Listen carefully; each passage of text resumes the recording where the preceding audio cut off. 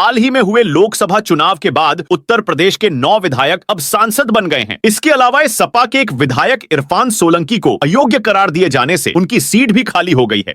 उत्तर प्रदेश की ये सभी 10 विधानसभा सीटें जहां अब उपचुनाव होने हैं, उनमें अलीगढ़ जिले की खैर, अयोध्या की मिल्कीपुर, अंबेडकर नगर की कटेहरी, मुजफ्फरनगर की मीरापुर, कानपुर नगर की सीसामऊ, प्रयागराज की फूलपुर, गाजियाबाद की गाजियाबाद, मिर्जापुर की मझवा, मुरादाबाद की कुंदरकी और मैनपुरी की करहल विधानसभा सीट शामिल है। जहां 2022 के विधानसभा चुनाव में समाजवादी पार्टी ने इनमें से अयोध्या की मिल्कीपुर, अंबेडकर नगर की कटेहरी, कानपुर नगर की सीसामऊ, मुरादाबाद की कुंदरकी और मैनपुरी की करहल सबसे अधिक 5 सीटें जीती थीं। वहीं भाजपा ने गाजियाबाद की गाजियाबाद, अलीगढ़ जिले की खैर, प्रयागराज की फूलपुर 3 सीटें जीती थीं। राष्ट्रीय लोकदल मुजफ्फरनगर की मीरापुर और निषाद पार्टी भी मिर्जापुर की मझवा 1-1 सीटों पर विजयी हुए थे। इसमें करहल, जहां से समाजवादी पार्टी के अध्यक्ष अखिलेश यादव विधायक थे, जो अब 2024 के लोकसभा चुनाव में कन्नौज से जीतकर सांसद बन गए हैं। सपा की तरफ से अखिलेश यादव ने 2022 के उत्तर प्रदेश विधानसभा चुनावों में करहल सीट पर जीत दर्ज की थी। उस चुनाव में अखिलेश ने भाजपा के एसपी सिंह बघेल को शिकस्त दी थी। पार्टी सूत्रों के मुताबिक यहां से अखिलेश परिवार के तेज प्रताप सिंह यादव को उतारा जाना करीब करीब तय है। वहीं भाजपा भी इस चुनाव की तैयारी में जुट गई है। पार्टी ने उपचुनाव के लिए उत्तर प्रदेश सरकार में संस्कृति और पर्यटन मंत्री जयवीर सिंह को प्रभारी मंत्री बनाया है। इस बीच भाजपा के पूर्व जिलाध्यक्ष स्वर्गीय मदन चौहान के पुत्र शिवम चौहान ने पार्टी से टिकट मांगा है। उन्होंने कहा कि लोकतांत्रिक व्यवस्था में टिकट मांगना सभी का अधिकार है। अगर पार्टी उनको टिकट देती है तो वह करहल विधानसभा सीट पर ऐतिहासिक जीत दर्ज कराएंगे।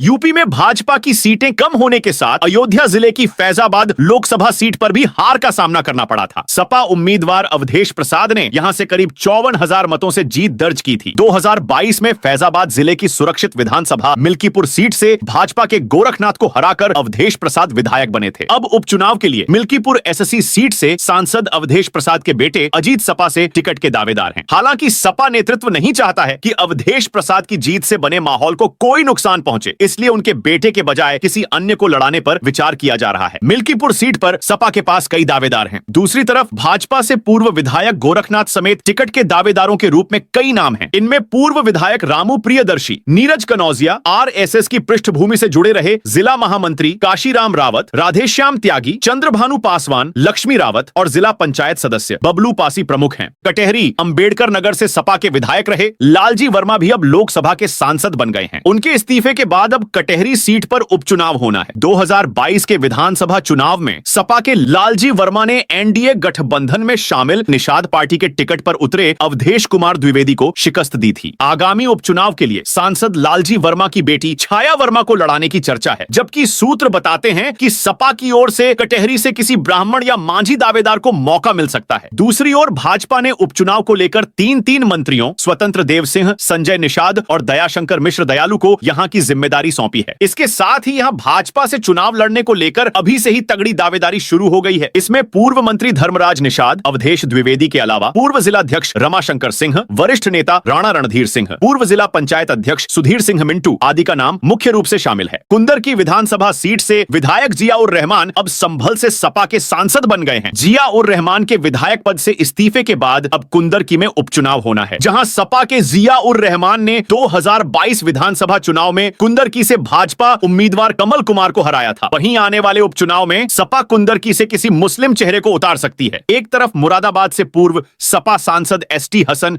दावेदारी पेश कर रहे हैं। पूर्व सांसद ने कहा कि अखिलेश कहें तो वह तैयार हैं, तो दूसरी तरफ जियाउर रहमान के पिता मामलुकुर रहमान और यहां के पूर्व विधायक मोहम्मद रिजवान भी इस सीट पर सपा के दावेदारों में शामिल हैं। कुंदरकी विधानसभा 2012 से लगातार समाजवादी पार्टी के पास है और 3 बार के विधायक मोहम्मद रिजवान यहां से लगातार 2 बार विधायक रहे हैं। कमल कुमार से पहले 2017 में भाजपा ने यहां से रामवीर सिंह को टिकट दी थी। कुंदरकी विधानसभा सीट पर भाजपा की आखिरी जीत 1993 में हुई थी और चंद्र विजय सिंह यहां से विधायक बने थे। बीजेपी से इस बार टिकट किसको मिलेगी, देखना दिलचस्प होगा। कानपुर नगर की सीसामऊ वह सीट है जहां मौजूदा विधायक की अयोग्यता के चलते उपचुनाव होगा। तत्कालीन सपा विधायक इरफान सोलंकी को 2024 में 4 अन्य लोगों के साथ आगजनी, मारपीट और जान से मारने की धमकी देने के आरोप में दोषी ठहराया गया और 7 साल जेल की सजा सुनाई गई। सजा सुनाए जाने के बाद यह सीट खाली हुई है। 2022 के चुनाव में सपा के इरफान ने भाजपा के सलील बिश्नोई को हराया था। कहा जा रहा है कि होने वाले उपचुनाव में समाजवादी पार्टी इरफान सोलंकी की पत्नी नसीम सोलंकी को टिकट देगी। सपा के हाजी इरफान सोलंकी 2012 से सीसामऊ के लगातार विधायक है। भाजपा ने यहां से प्रत्याशी बदलते हुए 2017 में सुरेश अवस्थी तो 2012 में हनुमान स्वरूप मिश्रा को टिकट दिया था, जबकि भारतीय जनता पार्टी के राकेश सोनकर 1991 से 2002 तक यहां से लगातार 3 बार विधायक रहे। अब उपचुनाव में इस सीट पर भाजपा में टिकट के लिए कई दावेदार हैं। इनमें पार्षद से लेकर पार्टी पदाधिकारी और यहां तक कि कई गैर राजनीतिक लोगों के नाम भी चर्चा में हैं। गाजियाबाद से भाजपा विधायक अतुल गर्ग लोकसभा चुनाव में गाजियाबाद लोकसभा सीट से सांसद बन गए हैं। उनके सांसद बनने के बाद इस सीट पर उपचुनाव होना है। 2022 में गाजियाबाद विधानसभा सीट से भाजपा के अतुल गर्ग ने विधानसभा चुनाव में सपा उम्मीदवार विशाल वर्मा को हराया था। भाजपा के अतुल गर्ग ने 2012 में बहुजन समाज पार्टी के विधायक सुरेश बंसल को हराकर यह सीट अपने नाम की थी और गाजियाबाद के लगातार 2 बार विधायक रहे। 1991 से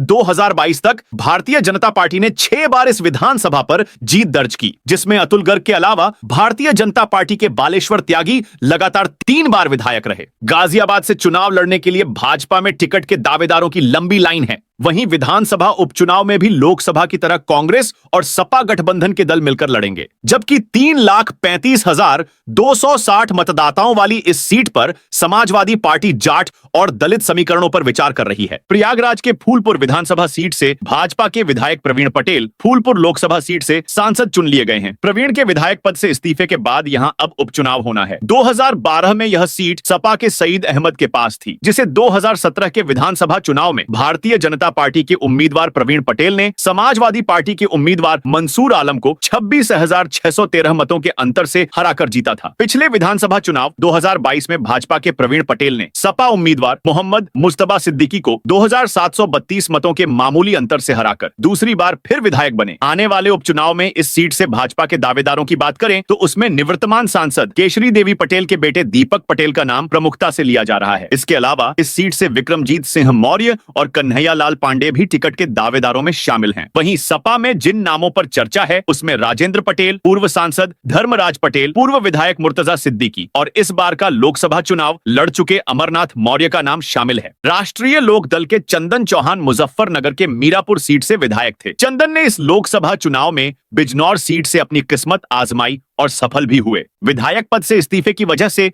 मीरापुर में अब उपचुनाव होना है। 2022 के विधानसभा चुनाव में राष्ट्रीय लोक दल के चंदन चौहान ने भाजपा उम्मीदवार प्रशांत चौधरी को 27,380 मतों से हराया था। उस चुनाव में राष्ट्रीय लोक दल सपा के साथ गठबंधन में लड़ी थी। 2017 में यह सीट बीजेपी के अवतार सिन्हा बड़ाना ने सपा के लियाकत अली से महज 193 मतों के अंतर से जीती थी। अब उपचुनाव के लिए बसपा से रालोद में आए चौधरी विजेंद्र सिंह मीरापुर से टिकट के दावेदारों में हैं। विजेंद्र सिंह ने बिजनौर लोकसभा सीट से बसपा के टिकट पर चुनाव लड़ा था।